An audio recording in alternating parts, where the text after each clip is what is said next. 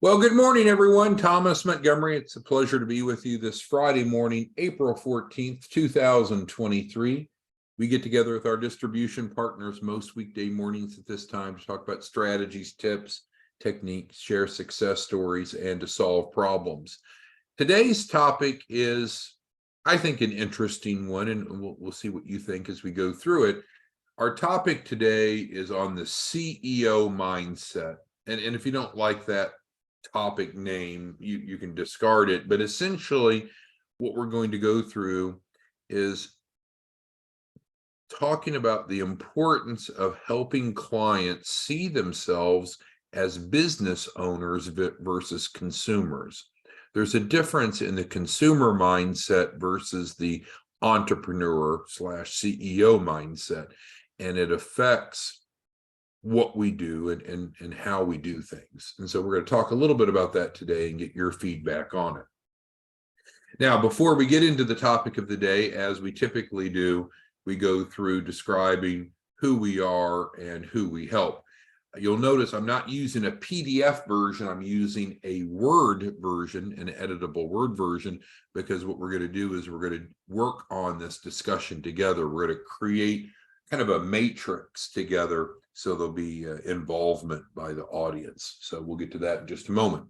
But to start with, it's important to understand what you and I do as technical advisors. We help individuals and small business owners do what?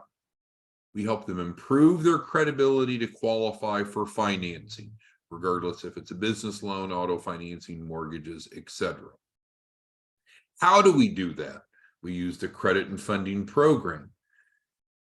What do clients get from the credit and funding program? We can help anyone access a minimum of $100,000. How is that possible? That's too good to be true. That must be a scam. Well, that's the opposite of truth. What we're going to do is help them improve their credibility, what's called the 3 C's: credit, collateral, and capacity.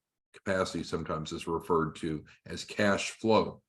Now, the truth is there's more than 3 C's. The 4th C is actually character. And I think that matches what we're talking about today, which we'll get to in a moment.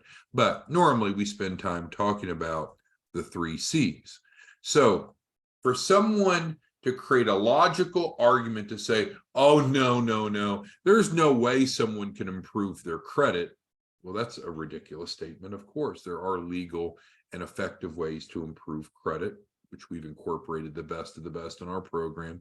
Oh, no, there's no way people could improve collateral. They're just stuck wherever they are. That's not true. We transfer collateral to their financials, and they immediately have a stronger balance sheet, personal financial statement, increased liquidity. And then thirdly, oh no, there's just no way you could help people have better capacity. Of course there is. So what we do is legal, ethical, and effective based around the 3 C's. I tell this story only because I help my son with homework most weekday evenings. It seems like he's in 7th grade. In math, they have a section they're going through literally right now in April on financial literacy. There are 7th graders learning about the 3 C's in middle school, but you and I are going to run into a lot of entrepreneurs that don't know about this, because you can't just want money. You can't just demand money. You can't just need money. You must qualify for it. And that's what you and I do. We have a proven, legal, and effective way. So hopefully that makes sense of knowing what you and I do together as technical advisors. Then we have to be clear on who our target audience is. This is a very contrarian approach, not controversial, but a contrarian approach. You and I help the people that typically are not being helped, that typically don't have access to capital. We have a new referral partner that signed up yesterday. She's in New York City, and we were talking, and she was just flabbergasted. It's like she had never heard of such approach. Because who do we look for? You and I, as technical advisors, doing those things that you and I do, we just talked about, who do we look for? We look for imperfect people. We look for people with money problems.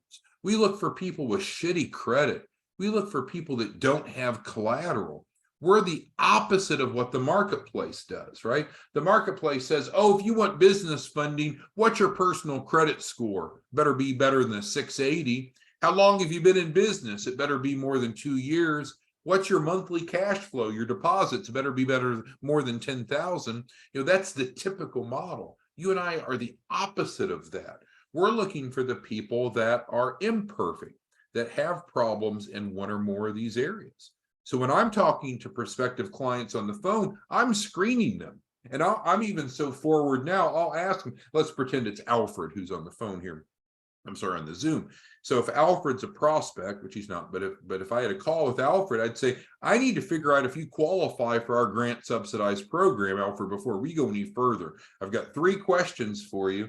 And if you don't meet our criteria, there's really no reason for you to take more of my time. Alfred, let me ask you, do you consider that you're having any money problems right now? Yes or no? I don't need an explanation. Yes or no? Okay, Alfred, would you say that your credit is weak or poor? Yes or no? Alfred, would you say that you have strong collateral for a loan?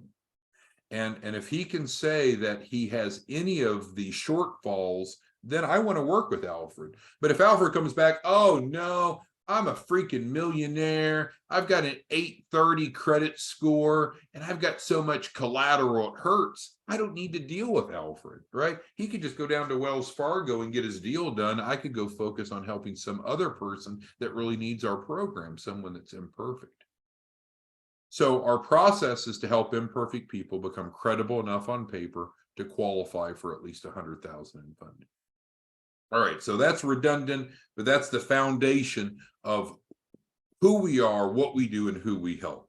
Are there any questions on that before I get to today's topic, which is on the CEO mindset? And this isn't some raw MLM pitch, so don't worry about that. Any questions on who we are or who we help? Awesome. Okay, so we're going to go down to step 3. We're going to talk about the CEO entrepreneur mindset discussion.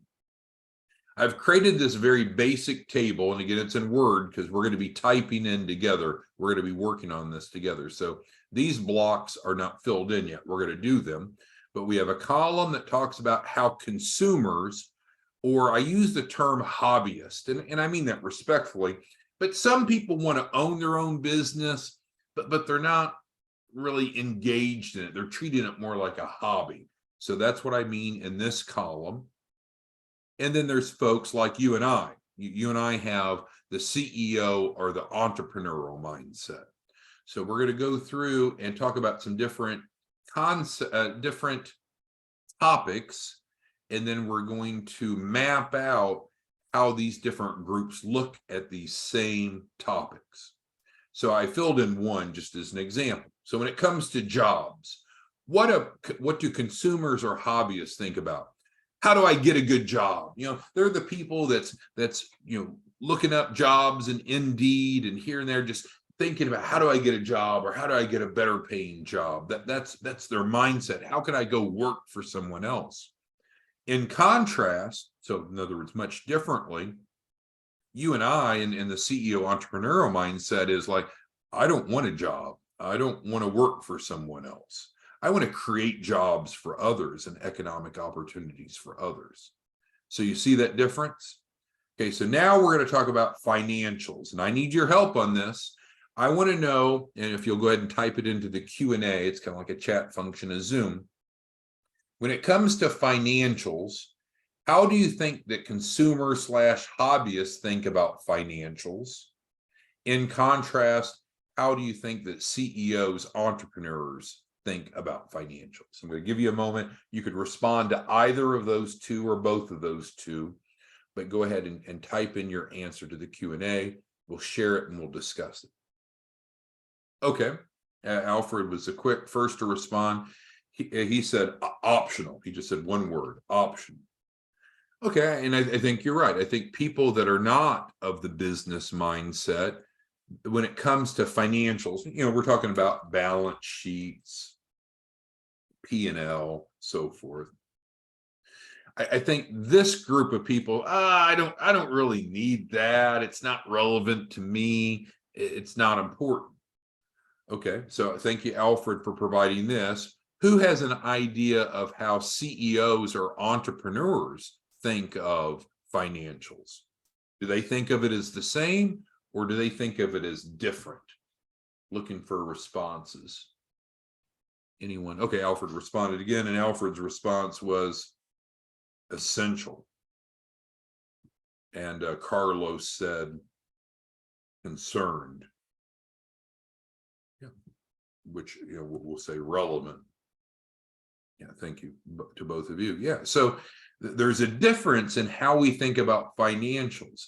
If we're a consumer or a hobbyist, I don't really need a balance sheet. It doesn't apply to my business. I'm a small business. But if we're trying to manage a business and access capital and look credible to others, it's exactly what Alfred and Carlos said. It's not optional, it's essential.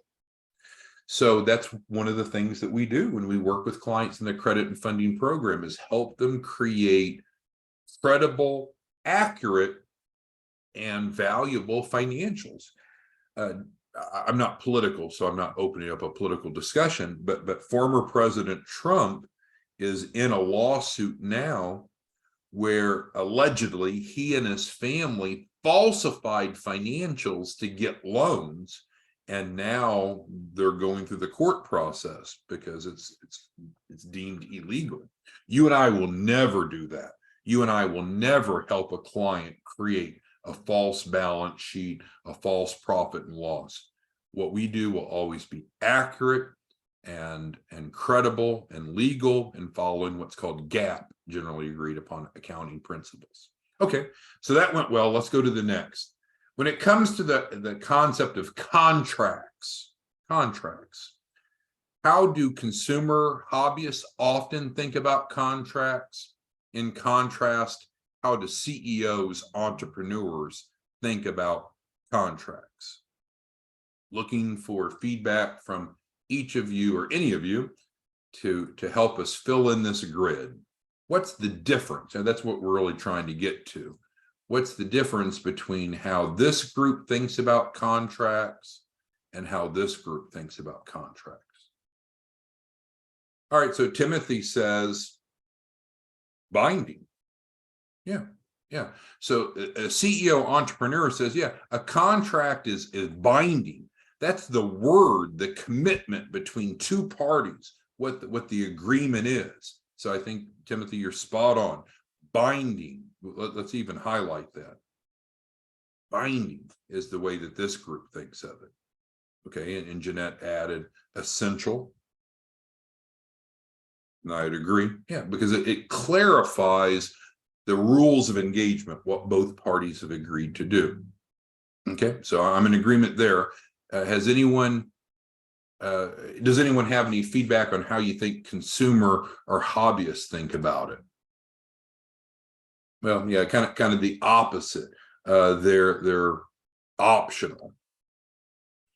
They're trying to read through the responses you all have. They're optional, or they're fluid.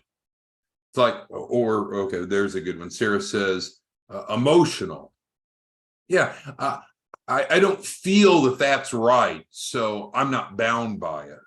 Where the CEO entrepreneur said, no, it's in writing, it's binding, it's essential to define what the two parties have agreed to, or more parties have agreed to. So good. Just a couple more. When it comes to money and wealth, what do you think that either consumers / hobbyists think about money and wealth versus CEO entrepreneurs? What's the difference here between these two categories? And again, we're going through this because you, in my opinion, you need to be aware a lot of the people that we work with are coming to you in this mindset. And we want to lovingly and functionally help them move over to, let's have the right mindset. You are the CEO of your business. You run your business. Like when we have people that buy receivables from us, if their first question is, well, how do I convert these receivables into cash? My first response is, Okay, what do you currently do to collect money that's owed to you? So, all right, so Paulie has a good one. So Paulie's response is that consumers, hobbyists often think about trading time for money. Yeah, the more hours I work, the more hourly income. So we'll put that in parentheses. Very good. Thank you, Paulie. All right. And then in contrast, we have a couple of you saying this, the focus of CEOs and entrepreneurs is building wealth, building assets, building income. And then what Janine said is unlimited, right?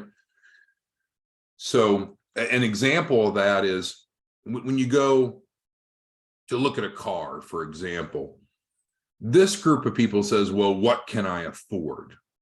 And then they pick a car that they can afford. This group often says, what do I want? I'll figure out a way to afford it because I have unlimited income. I'm not constrained by what my boss told me they would pay me. If I want a new S series, I'm going to go buy a new Mercedes S series.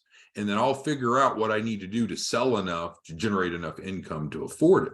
See, much different mindset. And I'm not here to say that one mindset's more important than the other, but as you and I are helping people prepare for a capital raise, we want them to be aware that they are the CEO of their business. And there are certain expectations and obligations that if you're running a business of how you should look at things. All right, we've got one more to finish. And we can always add more, but work ethic. What do you think is the difference between consumers, hobbyists on work ethic versus CEOs, entrepreneurs? Okay, so we got a few different responses. These folks often think about a 40-hour work week, right? Oh, I misspelled it. I work 40 hours. I've got my time in. That's good enough. That's all that I can contribute. So sometimes it's a minimalist approach. What's the least amount of work? And if you all have had employees, the largest number of employees I've had personally as the CEO of a company was just over 100 employees. And there's a lot of people that they come to work and they're very pleased with doing nothing or the least amount necessary. That's the way a lot of employees see things. But is that how CEOs, oh, there's another one that you added. Can't wait for the work day to be over. Like how much more time do I have? Okay, it's only 2 hours till quitting time. Okay, that was a good addition. So how is it different? How do CEOs, entrepreneurs look at work? All right, so Carlos says, whatever it takes. Yeah.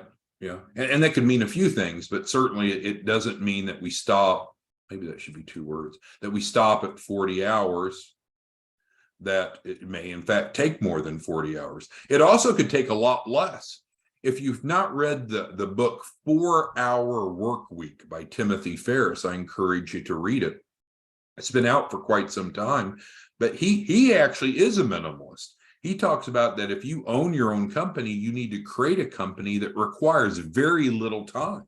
So I'm not here to say that a CEO entrepreneur must put in more than 40 hours. I think it's better if you can put in less than 40 hours, but it's what Carlos says. We've got to make sure that it's what it takes for the business to be successful and profitable.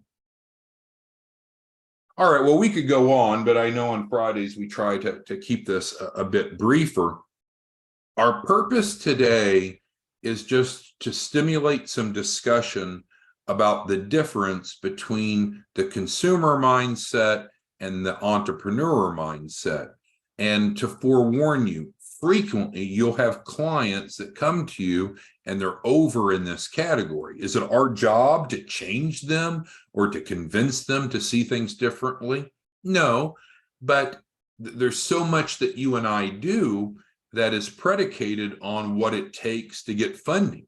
So the simplest, well, there's, I guess, examples for all of these, but on the financial one, so often I'll have clients say, well, I don't have a balance sheet. I don't need a balance sheet. That's not relevant to me. Oh, yes, it is. If you're running a true structured business that's positioned for a capital raise, it is relevant to you. So is it that person's fault? No, just no one taught them how to be in this category that you and I are in. Contracts is a common one. You'll face this on a frequent basis. Consumers or hobbyists are like, oh, yeah, I signed that contract, but oh, never mind. Or I don't want to be held to it. Or no, I never signed it. And then you send them the executed contract. Oh, that wasn't me. It's a lack of accountability, where those of us in this category say, well, no, I'm going to enter into agreements that I agree to, that I'll follow through with the expectation that both parties will do what they agreed to do. It's in writing, right? So there's a difference between the two categories. You and I are not above others to tell them what to do or what to think, but what we'll find is, especially if you're an affiliate, doesn't matter much. If you're a white label partner, we do need to ingrain some of these behaviors in the mindset of our clients. Any questions, comments, concerns before we end today's discussion? Hopefully that was helpful. Again, you know how to contact us. We'll be back Monday of next week and pretty much every weekday thereafter with different topics. If you need a refresher of past trainings, you can always go to our YouTube channel. And that's Business Paralegal on YouTube. You can watch past trainings. If you need to email us, you can. If you need to phone or text, you can. If you want to go to our website, it's guaranteedfunding.org, and you can learn more about the credit and funding program, the quick cash, sign up as an affiliate. The resources are there, but at some point it takes implementation. And maybe we can conclude with that, and this builds off what Carlos said. We'll put it in all caps. There's lots of people that are smart. A lot of people a lot smarter than me. I know that. There's a lot of people that will think and talk, but there's not that many people that will implement. And this is where money is made. This is where wealth is made, by doing, not by talking. It's not that hard to come up with ideas. Actually, it's quite easy to come up with ideas, but to implement the idea is what's really valuable.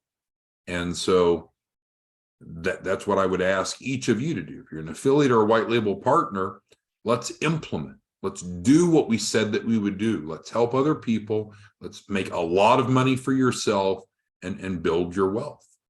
And then from a client's perspective, when they enroll in the credit and funding program, we're there to support them and assist them. But if they're not involved, if there's no implementation by the client's part, then we won't be successful. So thanks, everyone. Good discussion. We'll see you back Monday morning. Have a good weekend. Bye.